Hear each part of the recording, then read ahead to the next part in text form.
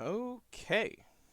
Hello to a very special, I guess, holiday edition of the GM Post-Mortem, since we will be airing this on Friday, Christmas Day, and we didn't want to do that live.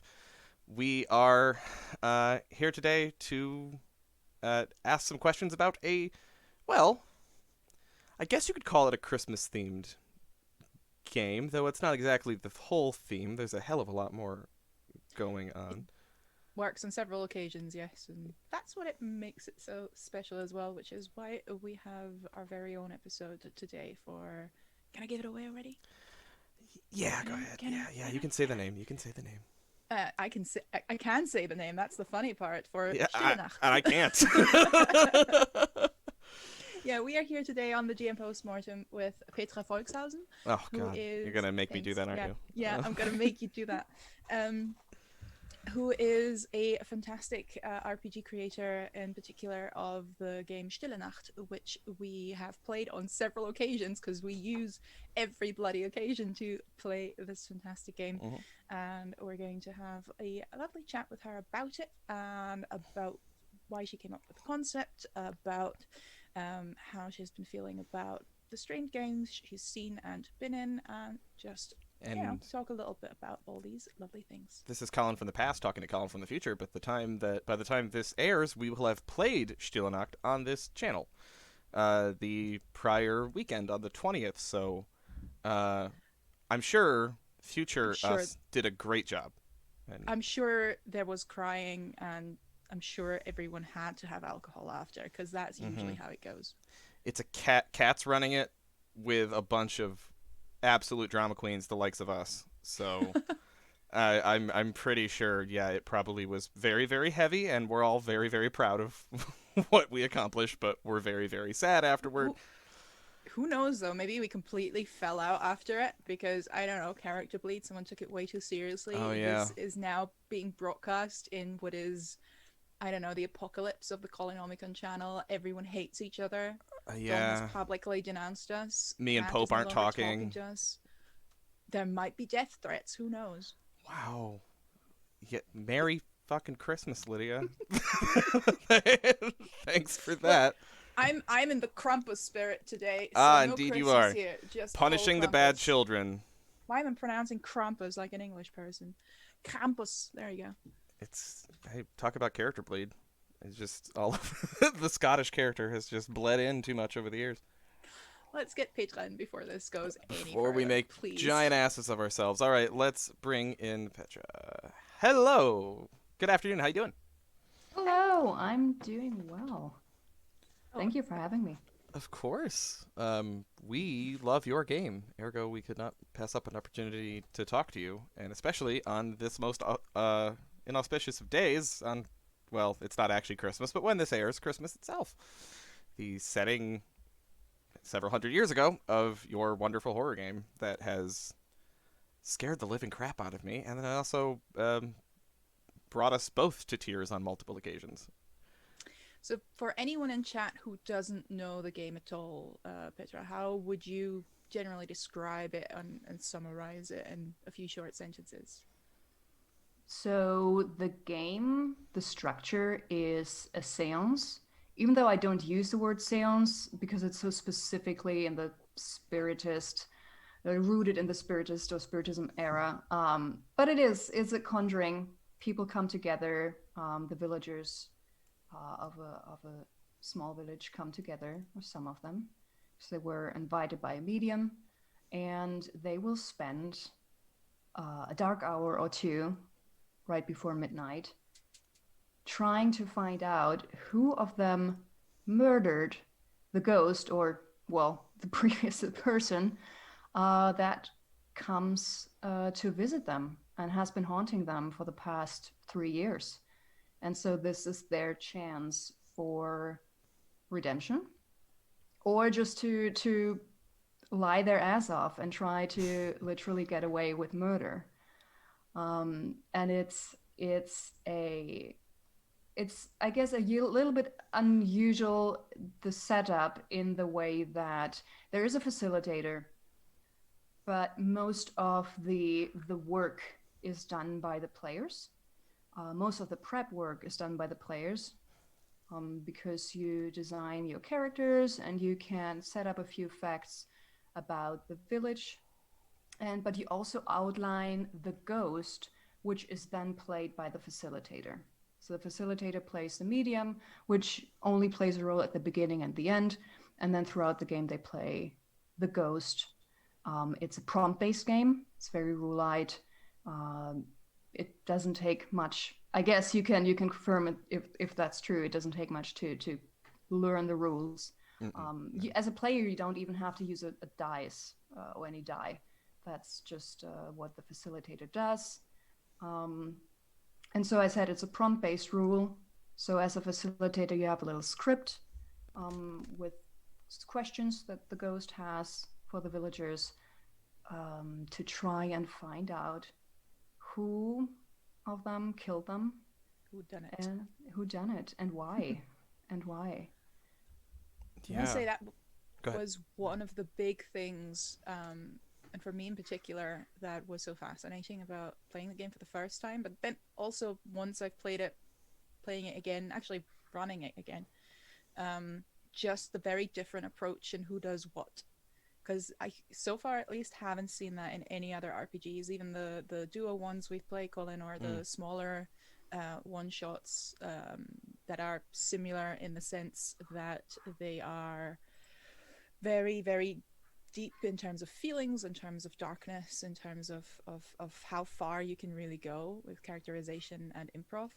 But the fact that the roles are, in a way, so reversed, that the people are doing the actual world building, or what little there is really, because it doesn't have to be much, and that the facilitator is doing all the roles while the people don't have to, the players don't have to. It feels like that's reversed from the norm. And for me back then, when I played it on Otherdoc on Jim's channel for the first time with Pope, and facilitated by Kat, of course, who is a master of this particular game at this point, well, I didn't quite know what to expect because of that. I didn't quite know what I'd gotten myself into and just how deep it would go. And it's definitely one of the things that has endeared the game to me personally, and one of the things that you can take away from other games, because it forces you almost to improv more than someone who, like me, is a little bit of a planner, is a little bit of a I need to have my plan A, B, C, D. I hate the fact that Colin's like, yeah, we know, but you're not wrong. You're not wrong. I told you, you're a schemer. You're not so much a scripter, but you are a schemer. You like But to cavort with but I'm usually too. I'm at least not when it comes to one shots. Not even so much when it's just a tiny campaign, 3-4 episodes. But once we get to like medium-sized campaigns or longer campaigns, if I'm really passionate about a story, I get very obsessive. Because I can't even help it that like until yes, throughout the week the story will just, it keeps evolving and my character keeps evolving in the back of my head, and then without even actively or consciously doing it, I'm running through possible dialogues I might have. And this is also due to me sometimes still feeling self-conscious about my English skills, because improv really pushes that to the limits, especially if I'm getting to the point where I start to get tired and a little bit less focused. And so and I just want to show or give a good performance, but I consciously wanted to step away from all of that, and with that game, and also, but what you just said, Lydia, I got that from several people where they read through the basic description that I posted on Twitter to describe what the game is, what it does, how it works. And several times people were like, I still don't really understand, like, how, if everything is so loose and the facilitator goes in with only the bare minimum of information. So to all of you out of there, if you haven't played it, as a facilitator, you can choose to go in with only the name and the age of the ghost. If you want, you can ask for a little bit more information. You can ask for what was their occupation or their professions. And if you want, you can even then ask the players to also tell you a little bit. They should tell you a little bit about, who are they playing, at least, what they look like, their age and whatnot. And then if you want a little bit of more material to go or to have going into the game, you can also ask them to give you the social relationship between the ghost or between the deceased and the other people. So if someone was the ghost's brother or the ghost's workmate and whatnot. And but then once people have played the game, they're like, oh my god, I didn't expect that was so little to work with, that you can still weave the story with so little elements. But I think that's the great thing of improvising and storytelling, and maybe something that we sometimes forget when we think about these big month in advance planned campaigns and world building, that it takes very little to craft a compelling story and one that draws you really in. But I guess it also works here because it's really psychological. It's about who are you playing, finding out who you're playing, and then during the game or while you're playing the character, reflecting on their motives. Because I haven't mentioned that yet, and in case somebody is watching now, listening now, and still thinking, well, I'm still unclear on this. You prepare your character in advance, and everybody, ideally right before the game, you are assigned a role. I probably should have said that. You are assigned a role. And you can either be, or your character can have been a bystander, an aide. If you want to play with that, you can leave out that role. And then one person is, of course, the murderer. And when you say aide, is that an accomplice? Yeah, it's basically an accomplice. Accomplice to the murder? Yeah, an accomplice to the murder. I don't think I've played with that role yet. I don't believe.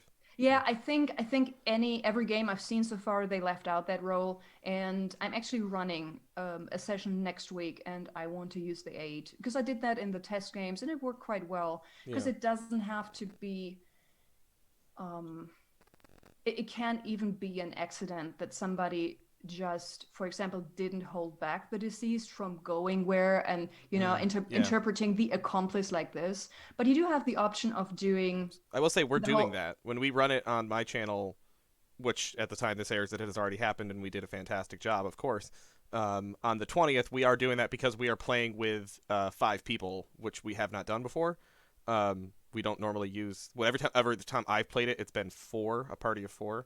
We're going to do 5, so we want to make sure we have that aid role in there so that everyone kind of has something to do. Yeah, I mean, even if you just have 3 players, you can still assign all 3 roles, yeah.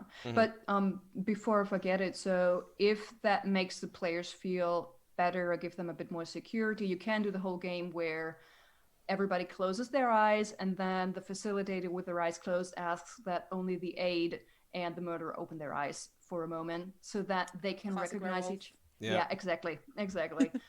It does take away a bit from the surprise, of course, but that gives you an option to a little bit streamline or match the actions once you get to the end.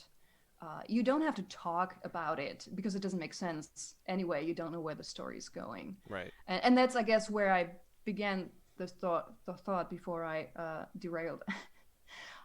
So you create your character, you outline the ghost, like you decide, was it someone's fiance or son, whatever? Was it someone's boss? How old were they? And also a general idea what was their standing inside the village and what reputation did they have. So you have a little bit to go on or to go with, and then you just roll with it. You build the story bit by bit with each question that the ghost has for the villagers, and you play the game in scenes. I mentioned that the facilitator has a script, and so it's 8 scenes in total, but the first one is So the preparation for the conjuring, and then the ghost appears and asks for its name and its age and so on, and then it's running through the morning and the noon and afternoon and then evening and then shortly after midnight, and then lastly my death. And by that point, once you get there, so far I've always seen people crying. It tends to be around there. I guess I shouldn't be too happy. I mean, You should be. Oh, no, you should be proud. No, I mean, I'm definitely, frankly, a little bit blown away to see the emotional reaction, which probably says something about me. I didn't anticipate that people were getting or are getting so caught up in it. You know what I think that is, to an extent? It's that, so I don't know if you'd agree with this, but I refer to Stille Nacht as a GM-less game, because I don't think the facilitator in this has the role of the facilitator. It does not have the qualities that we typically associate with a game master, because they are not setting the fiction, they are not creating the world. That is on the players. And that's normally what I think of as sort of the part and parcel of what makes a GM, really, is that they are laying things before the players for the players to react to, whereas here it's the opposite. The facilitator's role is very reactive in Stille Nacht. They are responding to what the players create and then punishing them when they lie, essentially. Yeah, I guess that's also something I briefly should mention, because I did mention that only the facilitator roles die. And so, once the scene is finished, you talk a little bit, every player, every villager gets one last question. Or sometimes I know the way Kat does it, and I don't remember, Lydia, if you also did it that way, is that they, when the end of the scene has arrived and you want to do the verity check, that you just ask in general, did you lie anywhere during the scene? I asked in general as well, because the answers you get from there are interesting as well. I always get like, yeah, kinda, or not really, or I don't know. Evasive.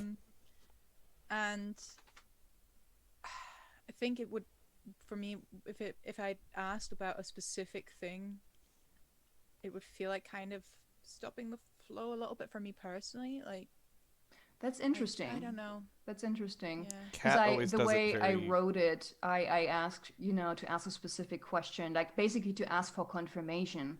Like, hey, you told me that after we met, you went straight home. Is that really true? And then that will be the verity check question. And then the player has to indicate in secret whether or not they lied. But I can totally see, like, what you're saying makes sense to me. Yeah, it would feel too interrogation wise and not conversation wise, conversation like, which, because it is such an improv heavy game, when you yourself don't know what you as the ghost are going to say. In my game, when we had the interaction with Trooper in particular, because I played, the ghost was a former school teacher, and hey, so was mine. Not the nicest person. And maltreating a boy who was just not getting it as quickly as the other kids, and just being a constant bitch, really, to everyone. That was rough. But that back and forth, yeah, it just didn't feel right. It felt a little bit more open-ended that way, and in a situation... Sorry, go ahead. No, I think in a situation like this, it's also so hard to tell. Personally, did I lie? Did I actually lie to this person? That's what I was going to say, though. What I love about that, so the way Kat does it, is she very simply says at the end of a scene, truth or lies. Just in those two, she does not elaborate any further, just truth or lies. Tell me, did you tell the truth or did you lie? And I think what I love about this is that most people lie at least a little bit. If you're really getting into your character, what tends to happen is that you embellish the truth slightly in favor of yourself. Even if it's not sinister or have any ill intent behind it, you still modify the truth slightly. And when Kat just says truth or lies, most people err on the side of, I guess I lied a little bit. And when that happens, more bad things happen, and that makes things more interesting. So I mean, I'm looking for the fail state a little bit. I'll be honest with you, because I like the ramifications of lying in this game. So Yeah. it seems to be that does cause that to just happen more when you put in that broad category. People are going to cop to lying just a little bit more often. Yeah, that makes sense. Very quickly for the audience, we've been sort of tiptoeing around the issues, so still haven't answered or explained. You roll as a facilitator, you roll die when you ask truth or lie, and the players indicate to you in silence whether or not they lied, and then you roll to see whether or not either the ghost buys into a lie, or they detect a lie, in which case there's a wrath counter that goes up. And for the full version, I tightened that up quite a bit, because there aren't that many lies that are told, and even if there are, or if there is a good amount of, or not good number of lies that are told, you wouldn't believe how often people still get away with it, even though throughout the game it gets harder and harder. At the end, you roll a d6, and at the beginning it's if you roll I've already forgot my own rules. I think it's if you roll a 5 or lower, the ghost believes the lie. But at the end you have to roll a 1 for the ghost to believe the lie.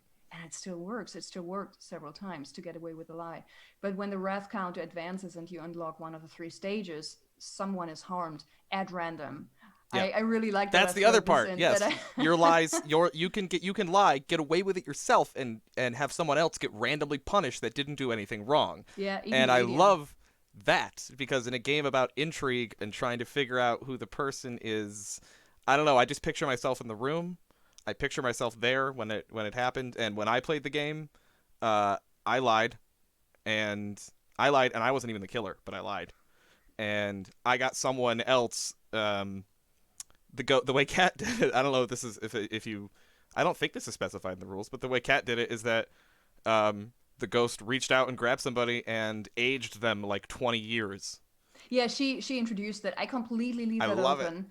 I make some suggestion how the ghost could react, and also what their motives might be, because it doesn't have to be wrath and anger. It can just be pure. It can be despair. It can be confusion, and them just not being a well-trained ghost and just lashing out, and then some random object is hauled through the room and somebody else get hurt. And in the test games, I had some situations where I felt so bad because I knew there was like this asshole villager, like from the get-go, such a bad person, and then they lied, and then the really nice villager got hurt.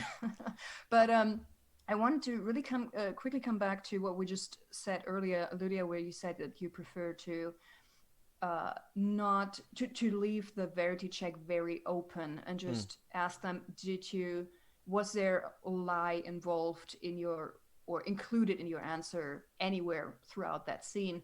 How do you then proceed in regards to taking notes about what the ghost believes to be true? Do you leave that out? Because I haven't yet had the time to watch. I don't think I've taken notes, to be perfectly honest, but my game also got really... that got really jumbled up. Yeah. Yeah. I've never seen a game where there was so much interaction. That's how I like it, to be perfectly honest, which is...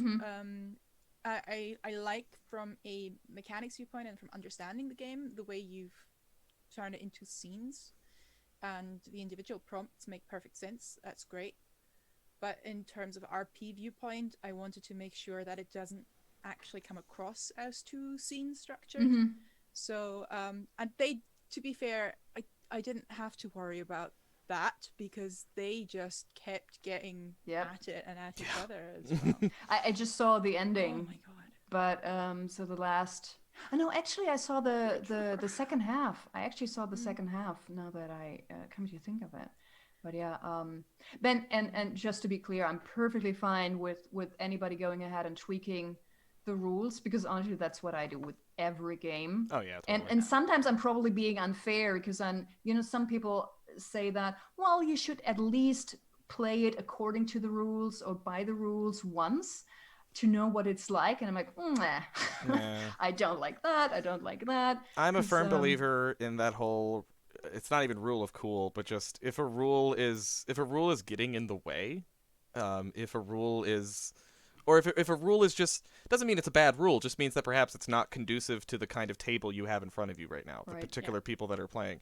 If it's not conducive to how they apparently want to play the game, then just ignore it. It doesn't matter as long as you have a good story at the end.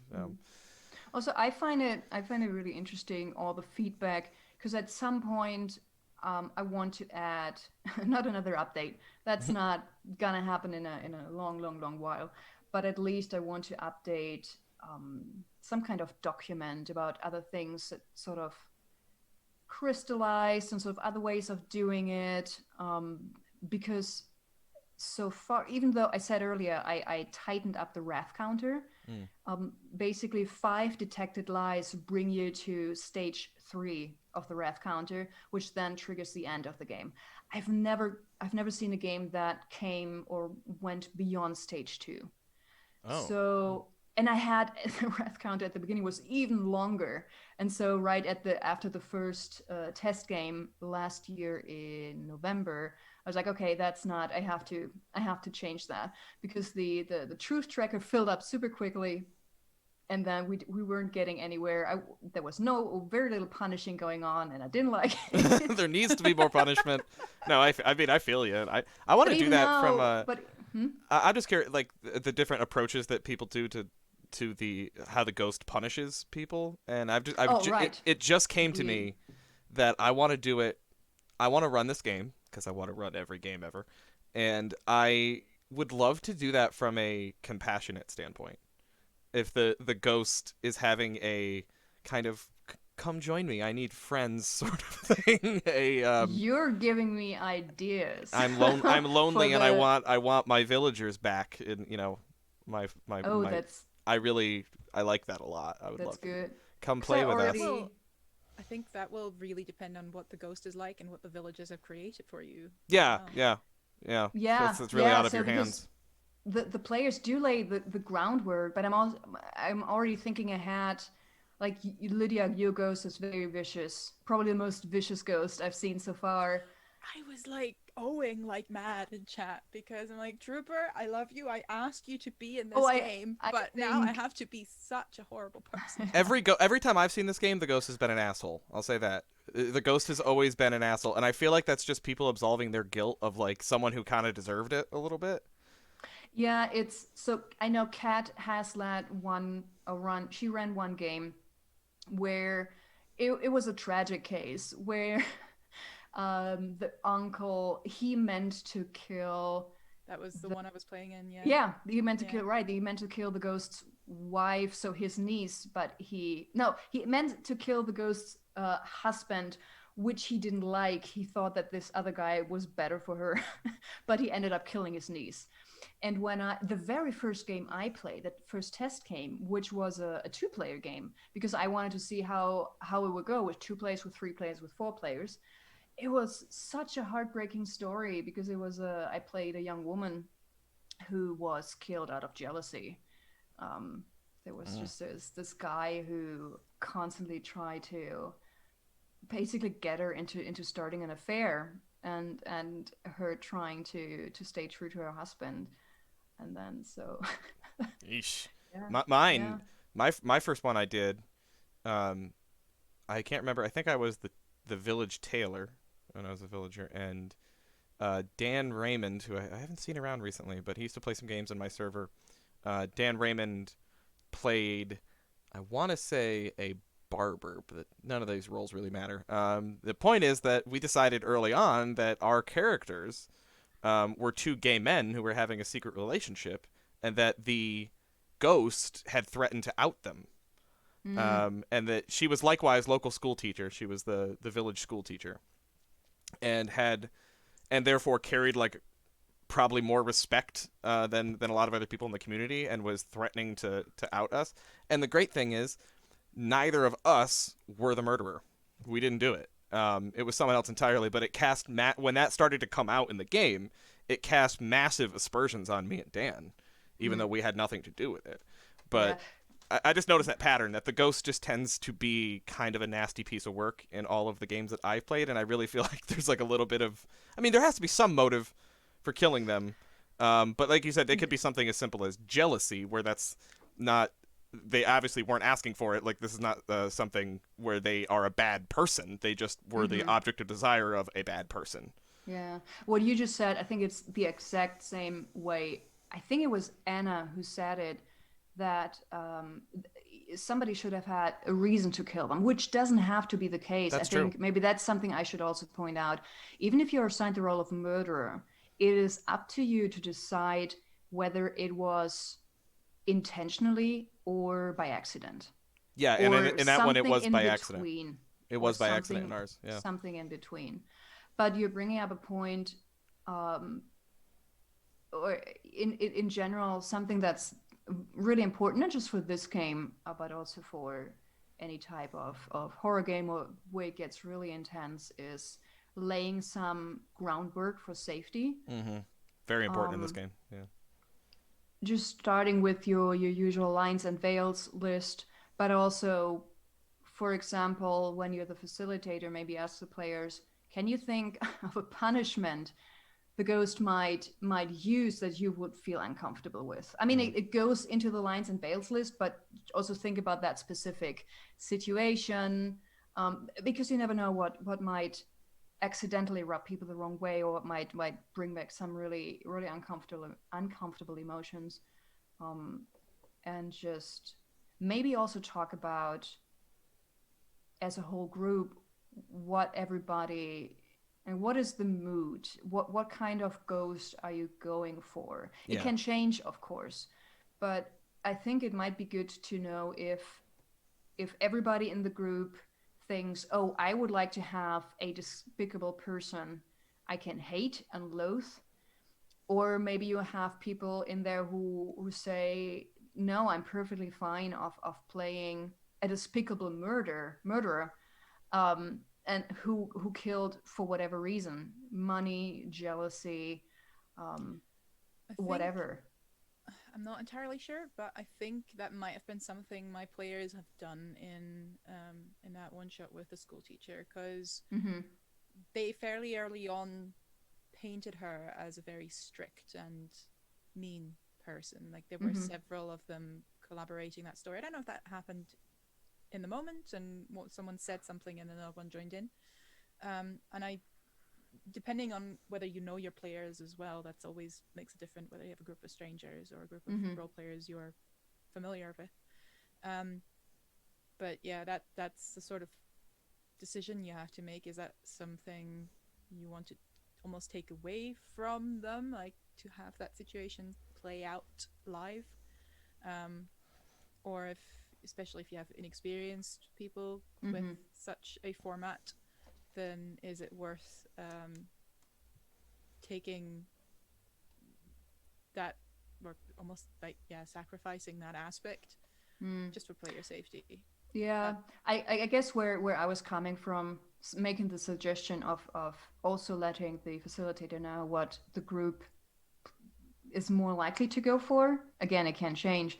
Just to get a feeling for, because you can, as a facilitator, you still have room to play with. You can even try, if you want to, and try and throw a wrench in their plans and try to, they're trying.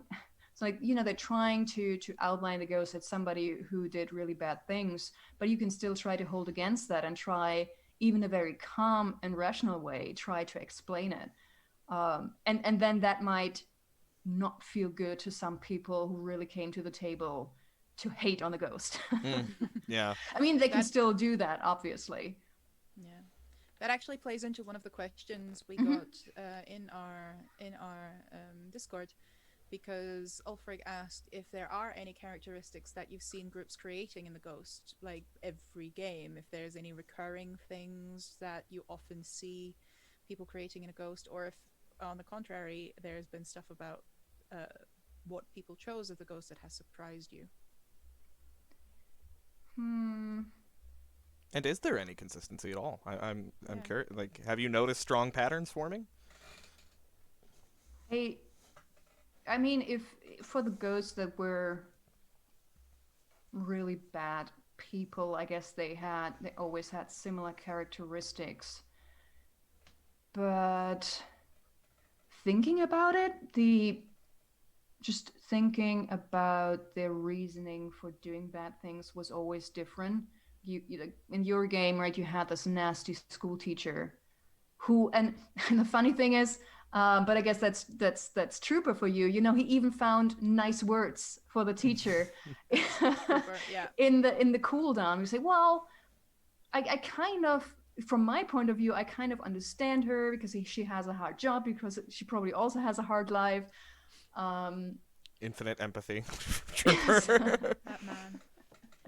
I mean, that's also what because every villain is the hero of their own story, right? So Yeah. that's how you have to learn. Yeah. She's cruel because that's how she shows Yeah. care To the youth. And Yeah. I personally always like that a bit better if things are very sort of in shades of gray. Mm-hmm. If there's always a little bit of, yes, maybe the ghost wasn't the nicest person, but at the end of the day you can kind of understand why they did what they did, because I think that just hurts a little bit more or makes it hurt a little bit more, especially with the 1717 background as well.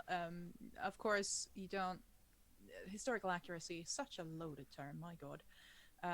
But yeah, it kind of isn't makes it? sense. But yeah, especially when you have a group who is here for that aspect, and again with someone like Trooper, he is,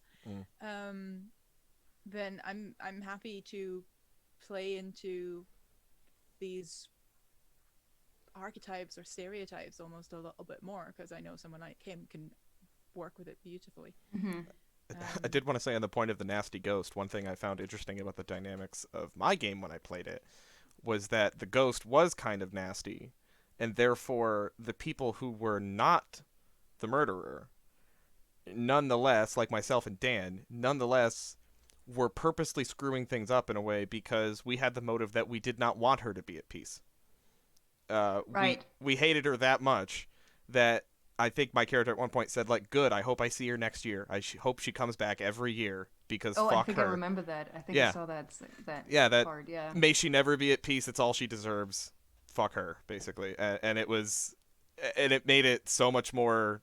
I love that. We were the really nasty bits in that. And I mean, we were, the way we'd written it, the way we had evolved the story, we had been tormented by this teacher, by this woman who had just been kind of hounding our lives and threatening to expose us.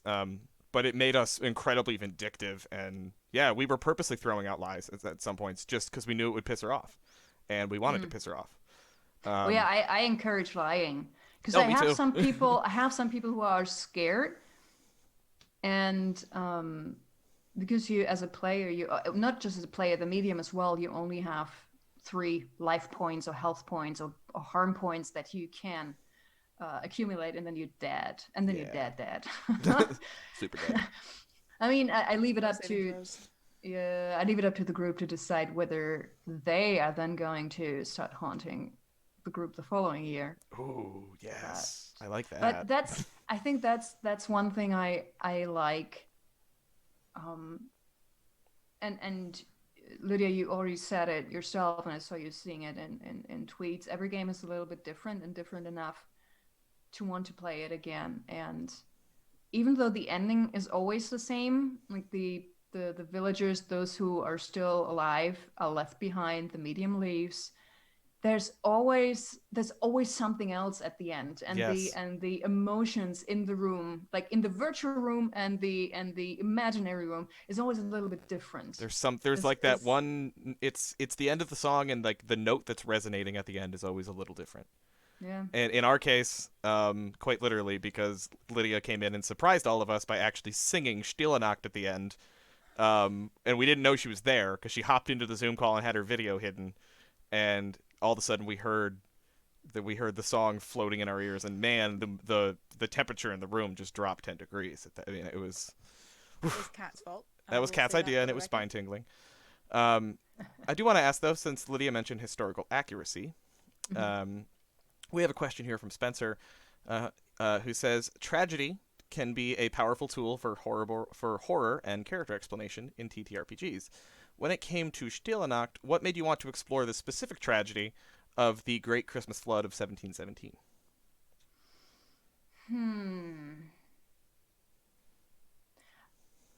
I think I'm not sure if I have such a profound answer to. I think That's things fine. just fell into place, and so let me start differently. So before the show, or sometime in the afternoon, I was able to dig out, find the tweet from last year, September the 1st, where I first mentioned the game, like the first, on that day where the first idea for the game popped into my head.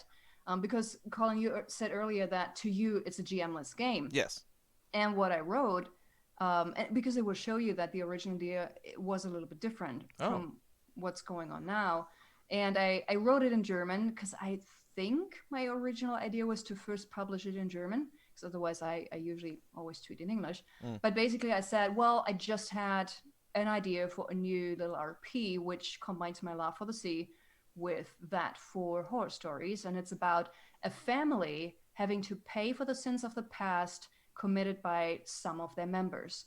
So at the beginning, I set out to write a GM-less game, but the first idea was that it was just a family and it was crimes within the family. But then when I sat down, I realized that because I wanted it to be about lying, that lies were parts of the mechanic, that was clear to me very early on, and I needed some kind of, facilitating role. But at the same time, I wanted that person to be also a player. But that wasn't clear, so at the beginning there wasn't a medium. And I just knew somebody would have to play the ghost. And then, so to tie back in your question about the historical background, I replied to myself. It says, the historical background is the Christmas flood of 1717, during which thousands died and whole villages drowned. A lot of stuff for returning souls looking for revenge. And I don't completely or fully remember. I think I ran into a board game that was about ghosts, and I saw another ghost or horror game, role-playing game, and then some time the idea popped in my head of a seance-like session, and I knew immediately I wanted to have it play at the sea. And then I remembered research I had done several years earlier in 2017, but I stumbled just by pure accident back then over articles about the 300th anniversary of the Christmas flood. I had never heard of it before. Obviously, I confess I hadn't either. I had never. I mean, everybody knows that there have been, throughout the centuries, there have always been terrible floods, terrible floods, and then people, trying to keep up with making or building better dikes. In just the Low Countries and right. Yeah, it's super flat. Yeah. There's no cliffs along Germany's coast. The same goes for the Netherlands and Denmark. Right. Very basically flat. Pretty much at sea level or slightly above, or any places where it's New Orleans where it's below sea level? The Netherlands. I think part of the Netherlands are below the sea level, which is why they usually get even more ass whooping. So that's what happened. That's what happened in the past. That oftentimes the highest death count was in the Netherlands from what I see from what I saw. And so back then, so I just found out about this flood purely by accident. Back then I wanted to write an interactive story, sort of in the tradition of choose your own adventure stories, but in a digital form. Maybe you've heard of the app Twine, where you can code. You use scripting, some scripting skills to code in a very easy. Okay, this happens. Do you want to go there, or do you want to do this? And then you click, and then it gets so you it's to the next flow scene. chart essentially. Yeah, it's a decision basically. tree. Yeah, exactly. And it was a little horror story I wanted it to play at a boarding school, and I knew it was going to take place in the town of Norden. So all the way up at the German coast, and I just Googled, and I suppose because it was 2017, because I was looking for folklore. from that, folklore from the sea, from the north, about the North Sea, the German coastal regions. And since it was the anniversary, I guess, Google was, maybe you like this. It's not really folklore, but that's also how I think one of the first snippets I found was this little the sea, so the fisherman story that, oh, if you are where this one village used to be and it drowned in the Christmas flood or shortly after when another flood came in, but sometimes you still hear the church bell tolling, calling out to the people on land. That's what the fishermen of the olden days tell. And I was like, ooh, that sounds good. That's really good. But then this story didn't happen. I did some research and I was like, damn, that's a lot of people that die. Like, why? I had no clue. But then, yeah, that story didn't happen. And so when I had the idea for this role-playing game, it was just like, there was something. I think that fits. If you have a village where a whole lot of people died and, a murder happened. Yeah, it's an interesting choice that I found fascinating the first time I played it, because and maybe this was your thought process, I don't know, but like when you use a natural disaster as a framing device for a murder that occurred, the context of it obviously makes it pretty easy to cover up that murder, because it's just one more victim of the flood. And in fact, in our game, the victim had been purposely locked in a basement during the flood to drown in a basement. That was... Oh, I think I didn't get to that point. Yeah, they had the Reverend killed her, but had lured her into the basement and then just slammed and locked the door behind her, knowing that she would drown in there.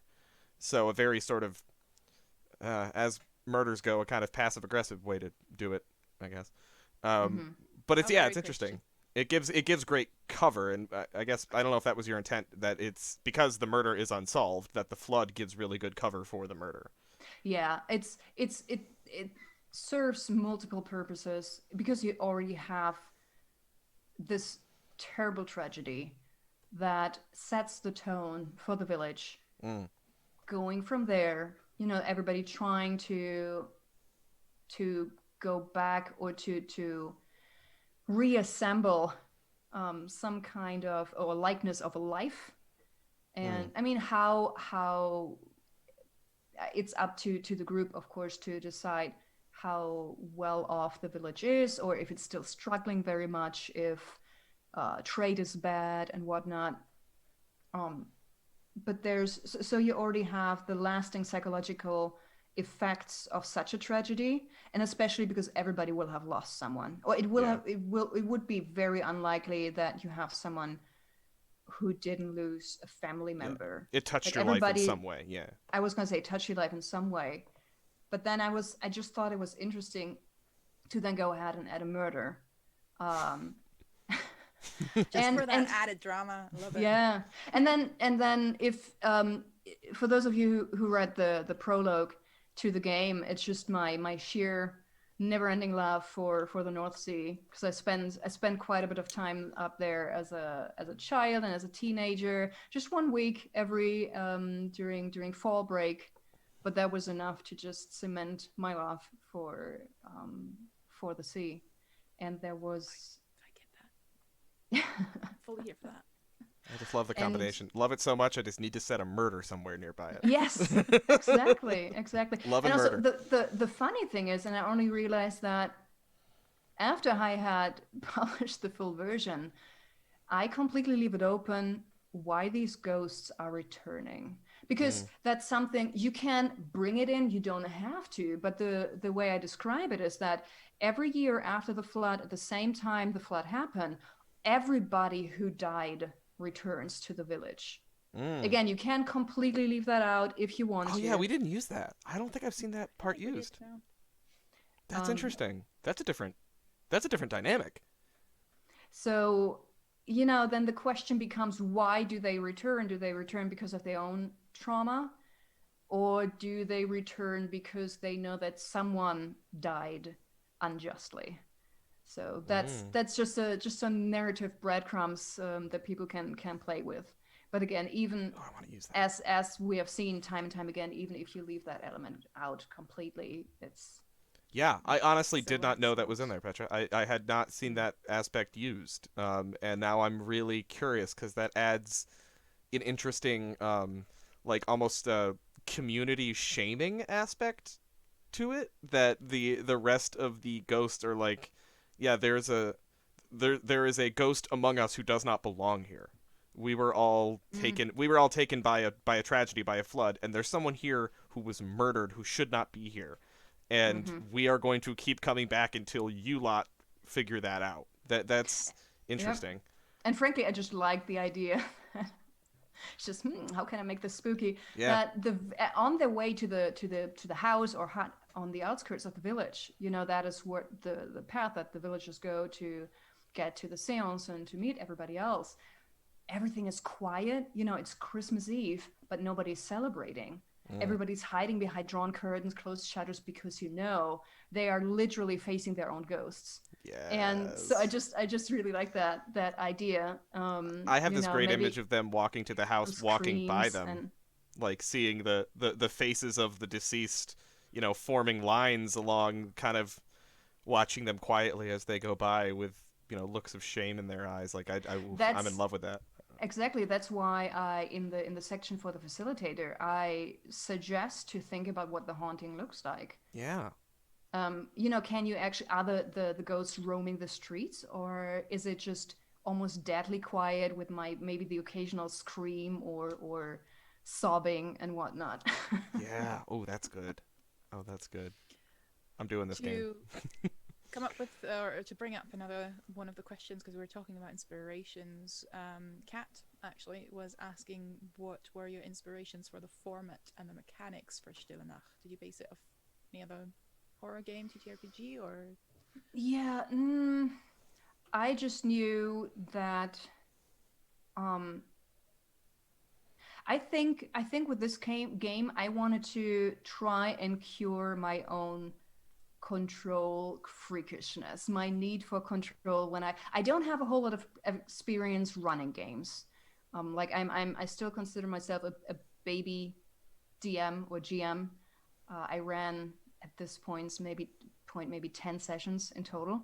Mm, And so I always have a lot of issue just letting go, because I feel that. because with every session I'm like, okay, I have some stations here, NPCs that can react, but then things can happen. But in my head I still do this thing where I'm thinking, yeah, but then they should make this choice, right? And then they should go there. Like, this seems to be the most logical choice. And when do players do that ever?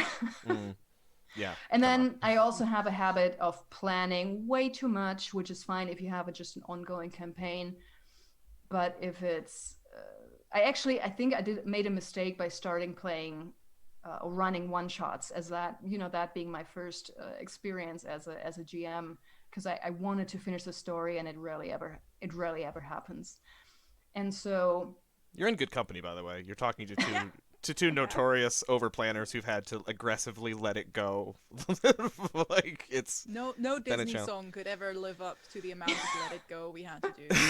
Yeah, yeah. Well played, first of all, and yes, it's Lydia and I both had to They go through our reckoning of releasing control and and Stille Nacht was a factor. Just it's saying. true. Yes, yeah. Shellnock definitely was a Um, factor. And so I wanted just to finish that answer. I wanted to have a game. I consciously wanted to create a game. Like I said, I wanted to GM less, and like you said, Colin, in a way it is. I just figured out that I needed someone to take on a role of, giving the next impulse, like by rolling the dice and going to the next scene or things like that. Somebody who Right. sets the beats basically, and then It delivers the basis for the others then to improvise. it reminds me of like our mutual friend Charlie of Encounter Roleplay is always a big soapbox person for we are all players. There is no difference between a GM and we're all players, and I actually don't agree with that completely. But I do think that some games do a better job of that, where the the facilitator, GM, whatever you want to call it, the person at the table who has a role that is distinct from everyone else, whatever you call that thing, is more or less a player. They are some games that they are closer to the role of a player, and I think in this their role is different. They have a different set of responsibilities from everyone else, but because their role is very reactive, which is typically what is something reserved for players. They are closer to that. It reminds me of in the game Aegon by John Harper. It's his new Harper's new Greek mythology TTRPG. He refers to the hero players because it's supposed to be heroes of Greek myth, and then the strife player. And the strife player is the person throwing strife in front of the heroes.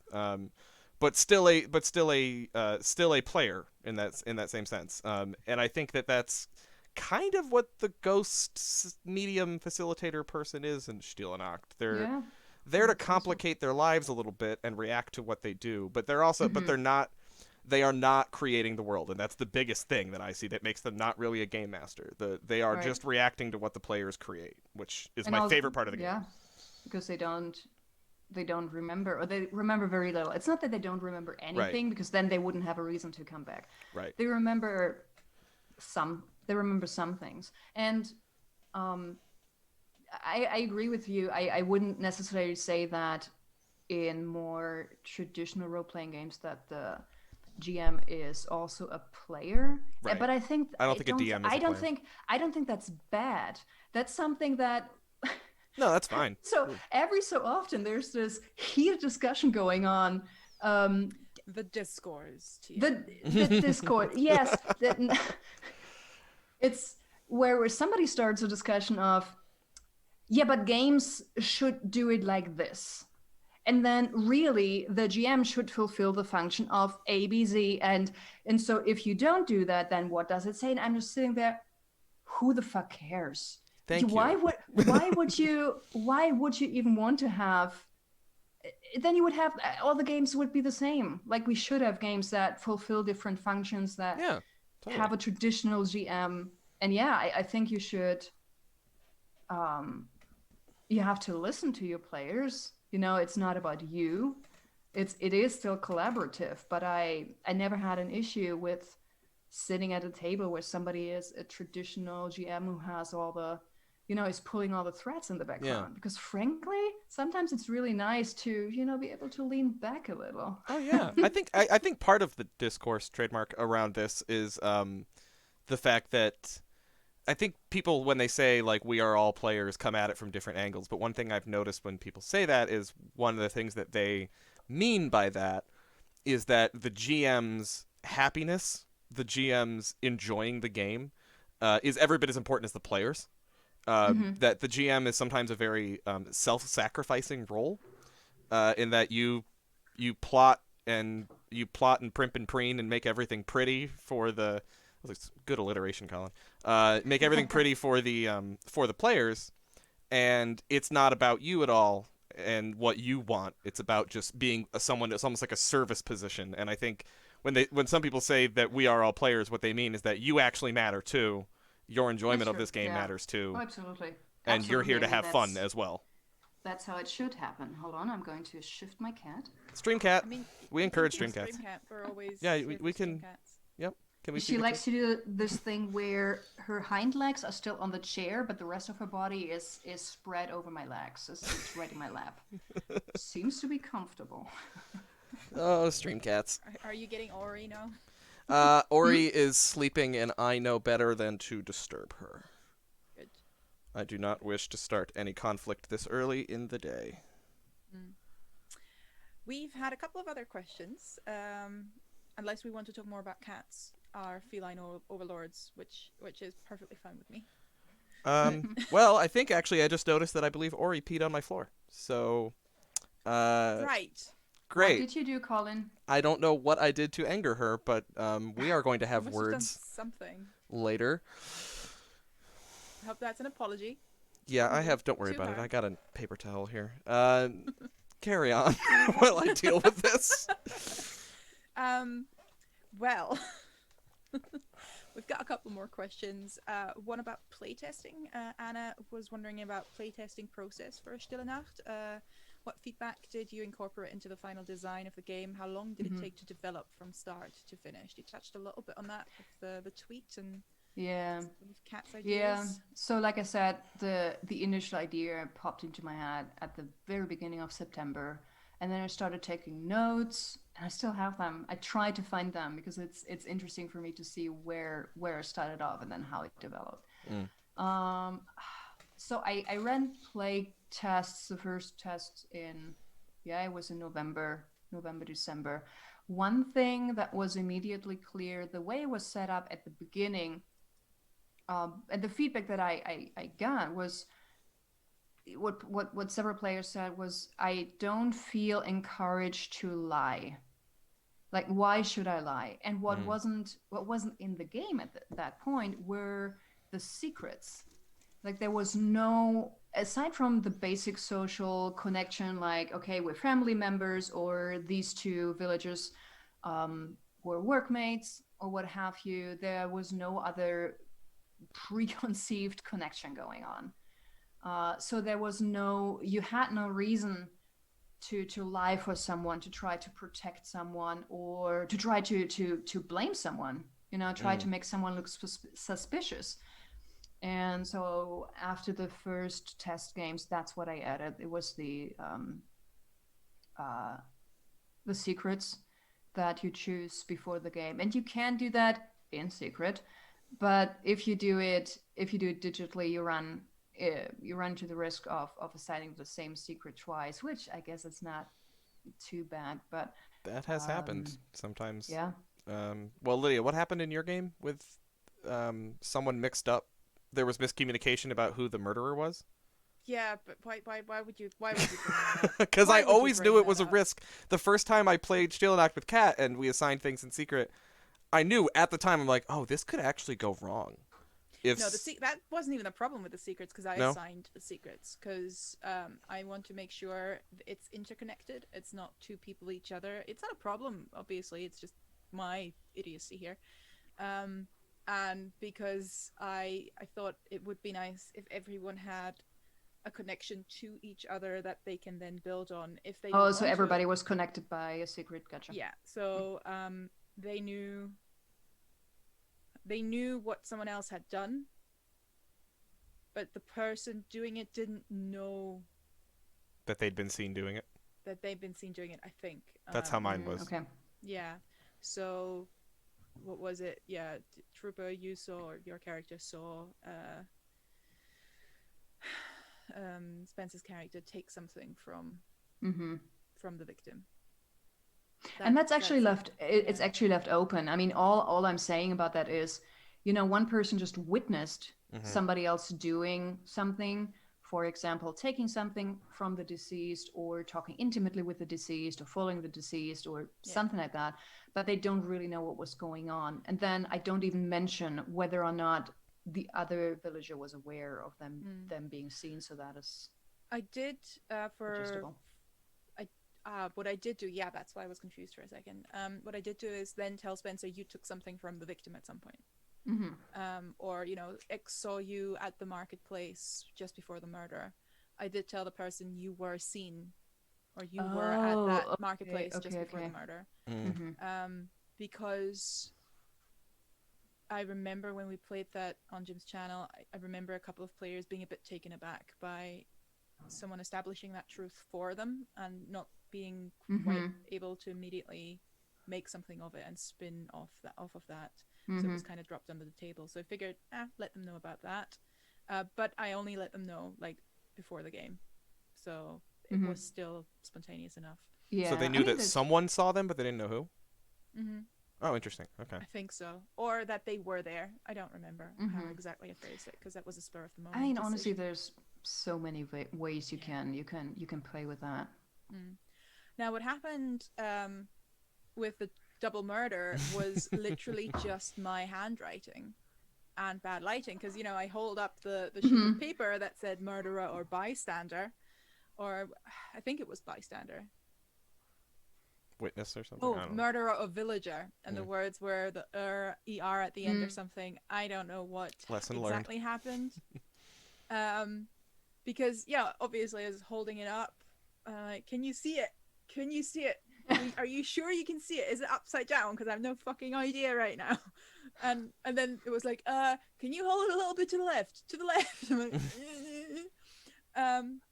and I think in the end, Hanny was supposed to be the murderer, Okay. and Kat was innocent, but Kat had misread my handwriting, and don't blame her at all. It's just, shit happens.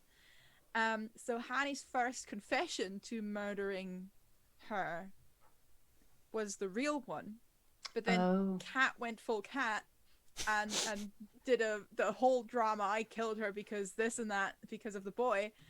And Hanny was like, wait, what? I love that though. And messaged me. I'm like, I have no fucking idea what's going on. Just go with it. Just roll with it. Yeah. Just roll with it. I think we didn't. Did we not say this out loud yet? I'm just for the benefit of anyone who hasn't played the game. I don't know if we've actually explicitly stated this out loud, which is that at least the way I've always run the game, the ghost has no idea what the truth is. They don't. You don't. That's one of the reasons. One of the other reasons I said that it's a facilitator, not a GM. It's a GM-less game. Is that not only are you not creating the world, you don't know the truth behind the fiction. So the ghost does not know who the killer is, and the roles are assigned in secret. Like Lydia just said, hold up a piece of paper, close your eyes so you can't see it if you're doing it online. And obviously, once we're able to play in person again, whenever that might be, the easiest way is just to have all the roles either as cards or draw from a hat, names in a hat, and whatnot. That would be. But I mean, even if you have something like that happen, as we all saw, the game still works just fine. Yeah, totally. It's as long as, and that's again something that the game teaches you, just go with it, because obviously there is the risk of someone going, hey, no, I'm the murderer, I drew that card in the middle of the game. Yeah, I'm glad that didn't happen. Because of that, I mean, obviously the caliber of role player that Hanny was is, but pretty sure still around. Still around. He's not dead. But because of the caliber of the roleplay, and because I think, honestly, because of the game itself, that just encourages you to roll with it and to make shit up as you go along, because you kind of have to play in the first place. That's just such a wonderful lesson. Yeah, but that's why I said it's up to everybody to make it work for you. It is very structured in the way it is written, and I guess it provides. And the idea is that my idea was to provide structure by writing the script.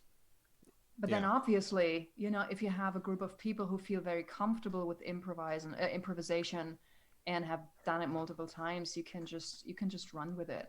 I guess the way I did it, I haven't played it that often, to be honest. And you gotta work on that. when I play it, I run it next week, and which will be the first time that it's not a test game, actually. So really? I'm curious to see how that goes.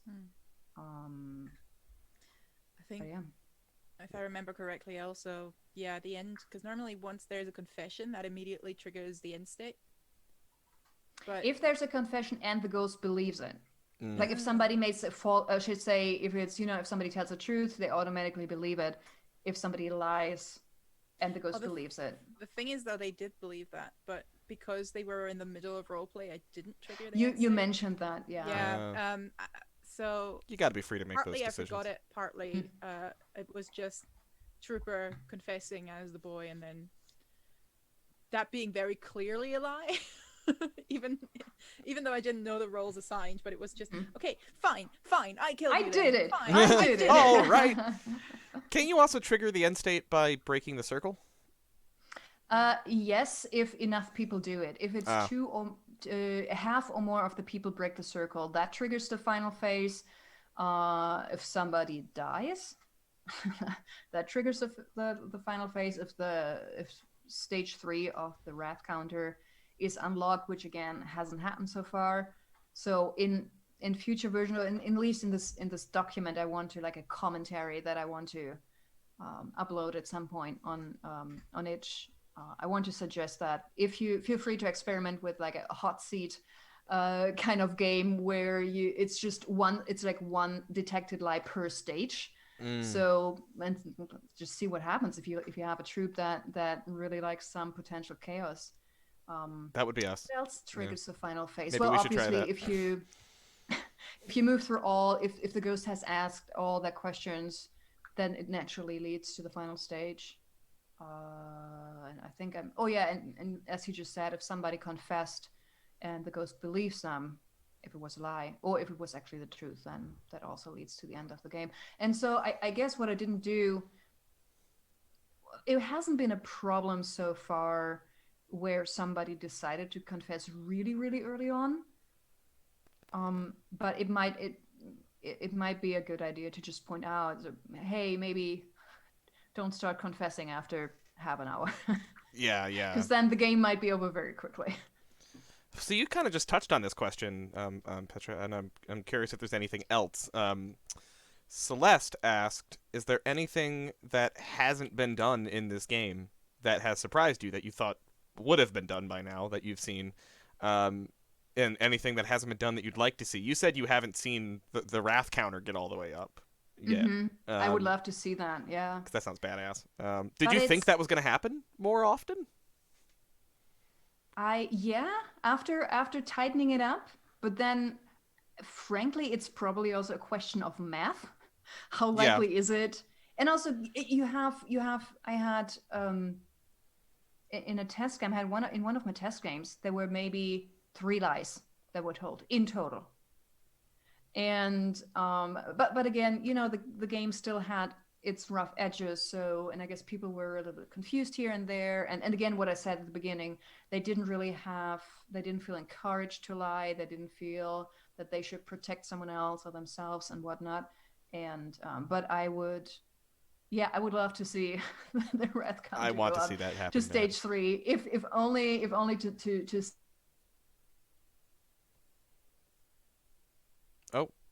Petra, we lost your audio. Just a moment. Check to see if there's a hard mute or something.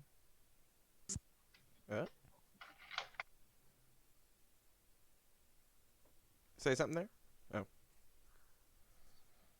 Test. There we go. Gotcha. All better. I don't know. I think this seems to be an issue with the blue ball in general. The cable in the back is very loose. I have the same one and it drives me nuts. Yeah. Hasn't happened in a while, so. And another thing I would just like to see more often would be nice ghosts, but obviously you can't hear that. Nice ghosts. I personally think that if it's a nice ghost, or if it's at least not a very clearly terrible person, that, like I said earlier, it hurts all the more, and I think it just emotionally it makes I love a that whole reasoning. It makes it more hurt more. I want more pain. I also haven't seen, since we just said it, I've never seen that the final stage was triggered because half or more people broke the circle. Oh, interesting. That hasn't happened. I've also never had the final stage unlocked because somebody died. And that's the one I want to see most. It happened several times that somebody was dead at the end. That frequently happens, and maybe even more often so than not.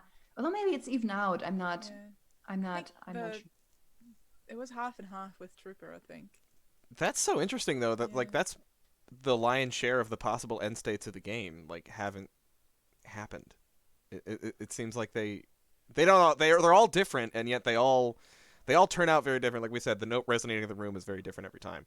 But as far as how you get there mechanically, there seems to be a pretty good consistency about how that happens. Whereas we haven't triggered, like you said, all these different possible end states you've never seen actually happen. That's kind of fascinating to me, that we always. I wonder if there's just a kind of unspoken thing. It happens with roleplay all the time, but that kind of unspoken social contract that's going on, where it's like, let's play this thing out and not try to break the circle. Say, stuff like that. Yeah.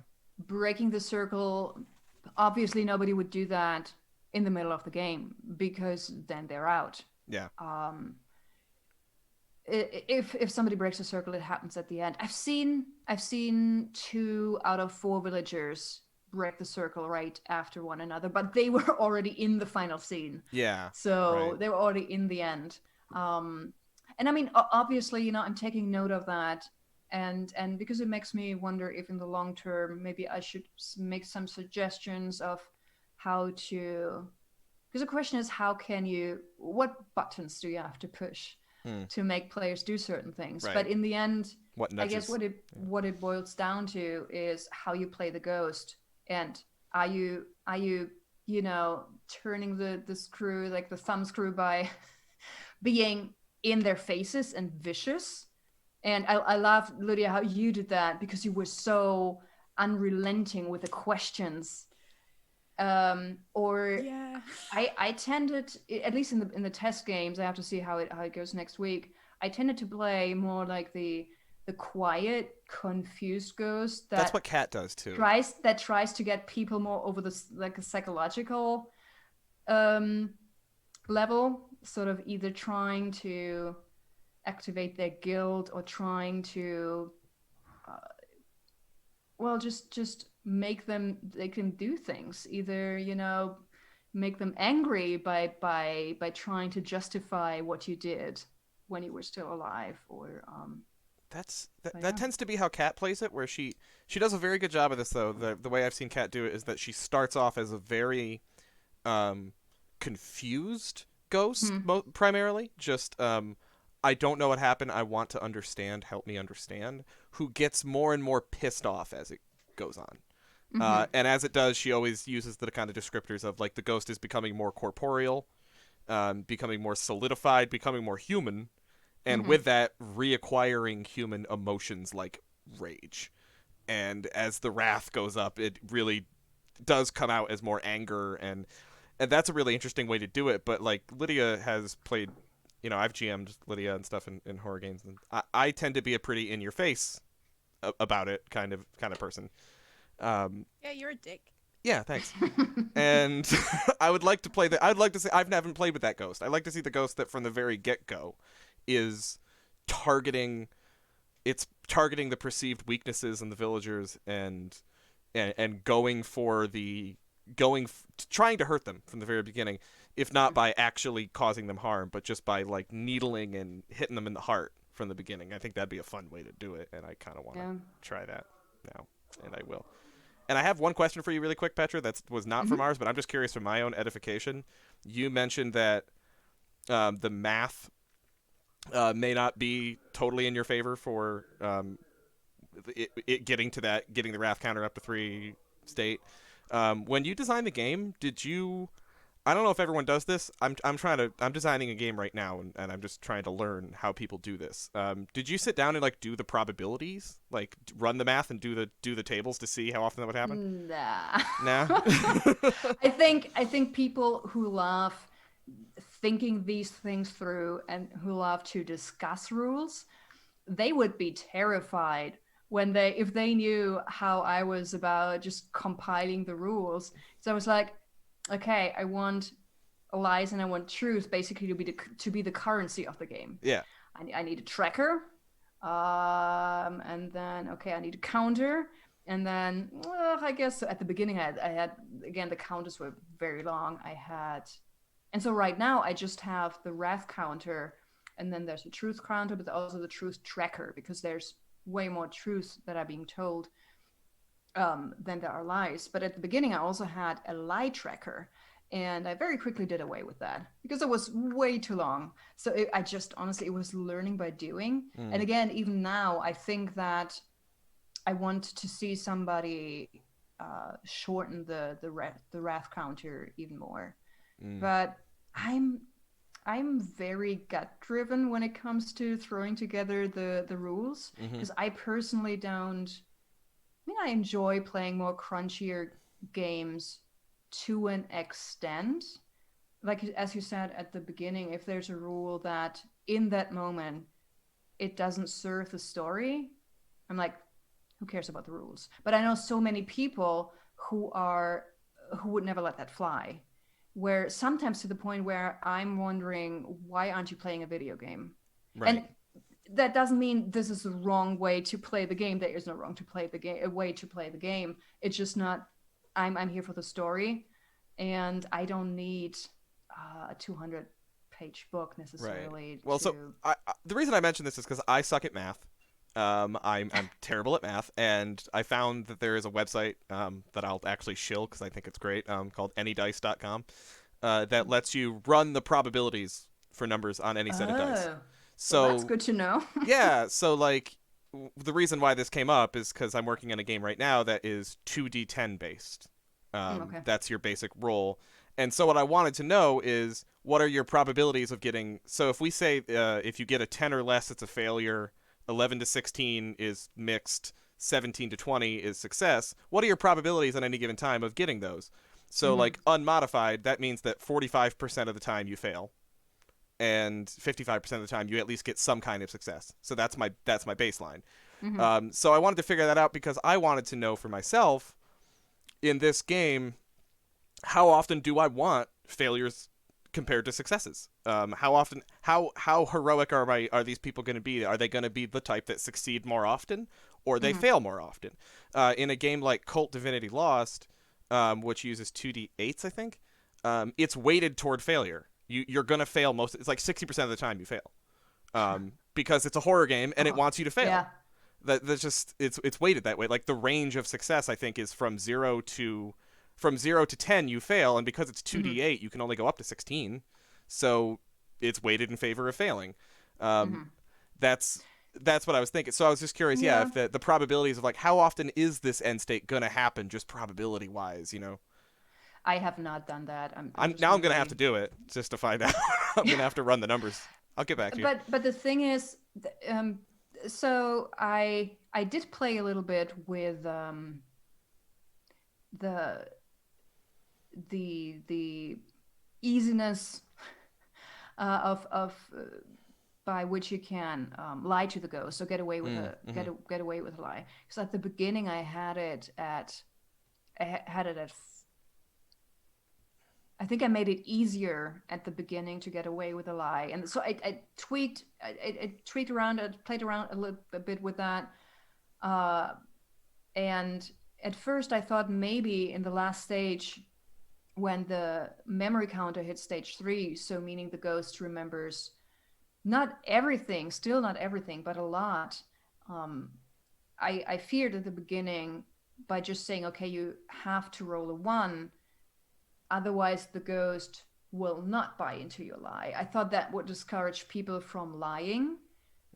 But then when others ran game, I know the first games that Cat ran, I think the final stage was you have to roll a 1 or a 2, or otherwise the ghost won't believe you. And it had to be, the risk had to be higher. And I guess the thing that this is a one-shot format plays into my favor because I don't have to think about long-term consequences. Right. I wanted to have a game where things heat up fast, or where at least there's a potential for that. But obviously there's a variable that you will never be able to control, which is what type of players do you have at your table and how much are they going to lie?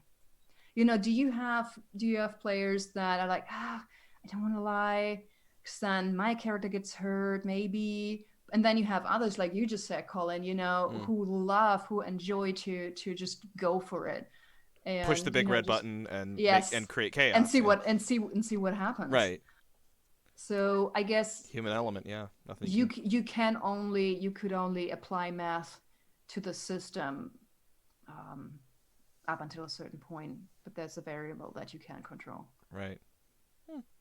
I'm gonna try to crunch those numbers. I'm just curious. Oh yeah, do that. I'll give you a full report. Don't worry. I'm very, very curious. Please do. Now, I think that leaves us with one more question from our dear friend Pope. What were your greatest challenges in the process of seeing this game to fruition? Oh boy. I don't know if it was...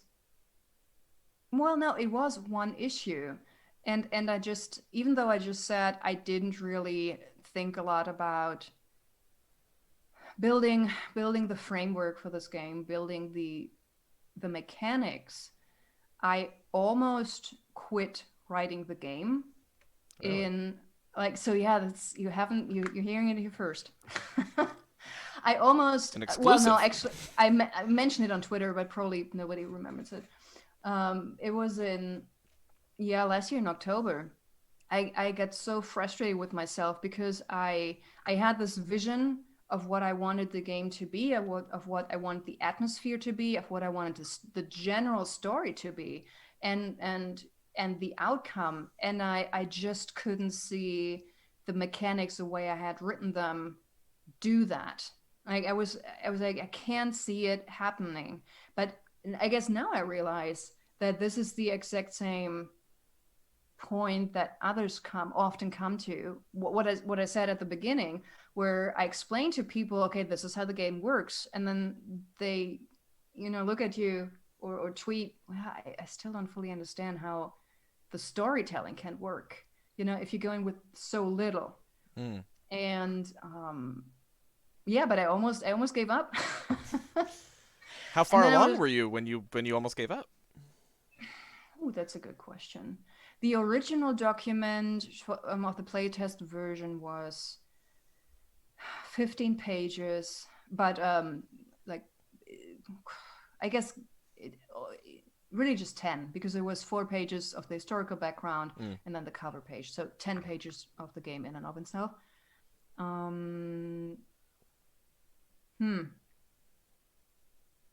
I think I was almost done. And frankly, I don't think I made too many changes. I don't even remember what exactly it was with the mechanics where I was doubting that they were able to translate the vision I had of the game. I don't remember that part. I just remember that at some point I was like, I wasn't thinking about it, but then my brain did its own thing and was like, you could try this. Like, this could work. This mechanic could work. I think it was something about, maybe it was about deciding how to deal with lies and the verity check, because at the beginning I had, and I'm still wondering if that might not be an option to bring back, I had 2 types of verity checks. I had, for the first half of the game, or the first half of the scene, it was a general verity check where, but I didn't know how to do that with a digital game, because the idea was basically, if you were playing in person, everybody, the facilitator says truth or lie, and everybody just throws their little card into the hat that says truth or lie, and then you go and take a look, but you have no idea who lied, where the lights came from. And I thought that would be a better representation of the ghost state of their memory. Mm-hmm. But then I had no idea how to do that if you play digitally, how to make sure that you submit answers and not seeing it. And then I was thinking, okay, I'm making this too complicated, I'm overthinking this, and so I just left it the way it was. And then after running the first test game with 2 people, and I think actually I had Pope on Oh, that. really? On that team. I know he was, I don't remember if he was in the 2-player game or the 3-player game. But just in general, the feedback I immediately got, and maybe we all agreed, yes, there were things that needed revisioning. There were things missing. Like I said, give people a reason, more of a reason to lie. Make sure that that people spend a little bit more time fleshing out their characters, and especially their relationships with one another. But having those test games gave me the confidence of moving forward with it. Because in general, yeah, people liked it. Yeah, it worked. And I can totally understand how going into that game, it could be hard. I mean, the first time I read the rules, I've done plenty of role playing, plenty of improv, but yeah, it's pretty freeform in so many places, and I can see how you might be, even from your standpoint as the designer, how you might be wondering, like, how well is the way I envision this game going to translate without more structure. But it just, I think what playtest probably proved, and what people playing it since the playtest proved, is it works. It actually just works. That people really do pick it up and they carry that ball over the line. And it just translated very well. I mean, and you did a fantastic job, and the stories that have come out of it have just been beautiful and tragic, and I want more of them all the time. They're wonderful. Thank you. Yeah, I have to say there's one thing that it wasn't planned, and maybe I already mentioned it or started talking about that. After Kat had run the first couple of games, she continuously gave me feedback. Like she was amazing, providing constant feedback and telling me how things went and what didn't go so well. And it was especially her feedback, and then also the feedback from her players that then went into the full version. Because what she used, so after I ran the tests, right, I made some adjustments, and then I uploaded the playtest version, and that is what Kat and a few others then used. But so after the first couple of games that Kat ran, she told me that how cathartic the game was for several people, that several people came or wrote her and said that it really helped them to work through some unresolved feelings, some unresolved emotions, and that it had a really lasting impact. And I wish I could say that I'd planned it, but I totally did not. But it does feel special when you have people come to you and tell you that this is what your game can do for people. And if not that, I get them all to cry at the end. What a sentiment. I can get behind that. I think a lot of aspects of that cathartic thing is because you can project a lot upon the ghost, and the relationship you have with the ghost is left so open that maybe some issues can creep up on you during character creation, because bleed is a thing. And especially when it comes to the fact that this is not a person, and knowing that this is not a person the GM has any control over. It might have something to do with that's how you subconsciously shape your own relationship with that ghost. Yeah, might explain why so many are adversarial. I was going to say, and that's why I also think it might not be the worst idea to have a brief discussion with the whole group, just so that the facilitator can get a feeling or can get a read of the room. Because if somebody really needs that, like they need to have a ghost that they can hate on and tell them what a bastard they are, you don't want to completely ruin that. Obviously, you can have a mixed bunch at your table, right? You might have people that want to do that and that want to do that, which is why setting up the game, if you play with people you haven't played before, is even more important. And some people even suggest that you might not want to play this with people that you don't know. I certainly wouldn't play it with random people at a con, because that could, I fear that could backfire quite badly. I could see that. Yeah. I think a lot of people might not be aware, like what you say, to tell me what sort of ghost you're wanting. I don't think that's something true. that they will consciously decide. I think that's more subconscious, but there's only so many safety tools you can employ in the run up to a game. The lines and veils, that's one thing, but as we've seen countless times, there's things that pop up in the middle of a game that we're like, just never saw it coming. I didn't realize that I'm having a problem with this right now. That's what the X and O is for, and that's what you hopefully can bring to a good conclusion when someone has that reaction, when someone tells you about it as well, because that's the other thing. But and also that's definitely one of the reasons I wouldn't play it at cons either. You're correct. And also make sure that you have a debrief, like a little bit of cooldown at the end. Shake it off. And not just with this game. I think that this honestly should be done with every game. Maybe not with a random. Let's just be just goof around one shot or something like that, where nobody's not taking Honey anything. Heist. Yeah, maybe not Honey Heist. Yeah. Something like that. But because I just remember the very first campaign I was in, a D&D campaign. I was brand new to the role playing community. I didn't even think that something like bleed was possible, and so I got into a lot of like I got stressed out very often and not really understanding what was going on. And so it took me a while to realize that I was putting way too much of myself into the character.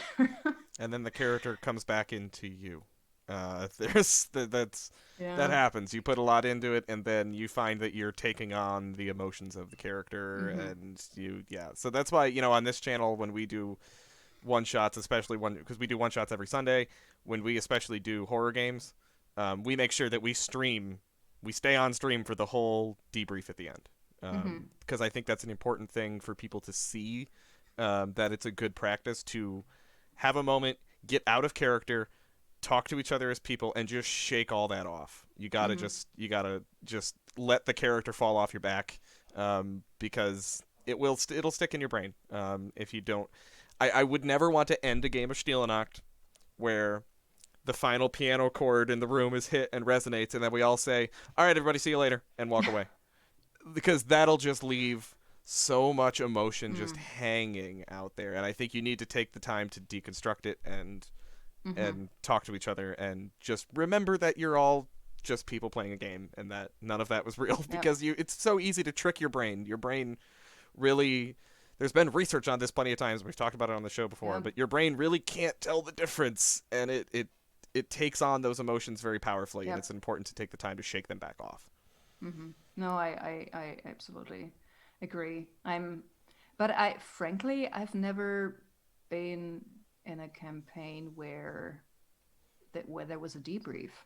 Really? For the longest time, it didn't even occur to me. I mean, I have to say, to explain that I don't role play that often. I play. I mean, I can probably count the games I play in any given year on one hand. Because I guess I'm more of a writer than a player. I enjoy it. I absolutely enjoy it. But just partially, I think because I get so easily emotionally drawn in, that and I need a little bit of aftercare. And but so far I've always had to do that for myself.